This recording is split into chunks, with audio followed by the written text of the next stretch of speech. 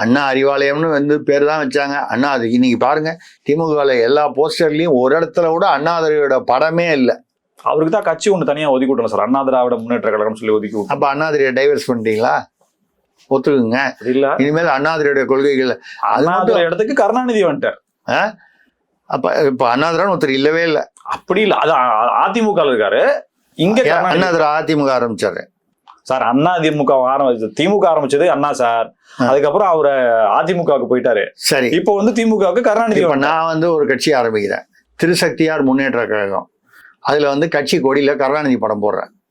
அந்த 3 லட்சம் கோடியோ 7 லட்சம் கோடியோ திமுக அறக்கட்டளை சொத்தெல்லாம் எனக்கு கொடுத்துருவீங்களா? எப்படி சார்? என்ன சார் நீங்க எங்க போனாலும் பணத்துக்கே வந்து நிக்கிறீங்க. நீங்க நானா பணத்துக்கு வந்து நிக்கிறேன்? நீங்க தான் வந்து அப்படி ஒரு தத்துவத்தை வந்து மக்களுக்கு வந்து தவறாக தெரிவிக்கிறீர்கள். அவங்க அண்ணாவை வந்து அவங்களுக்கு கொடுத்துட்டாங்க, அதனால இனிமேல் அண்ணா அவர்களுக்கு சொந்தம் இல்லைன்னா நீங்க வந்து அப்படி பார்க்க போனா திமுக ஆரம்பிக்கும் போது 28 பேர் ஆளுக்கு 10 ரூபா போட்டாங்க.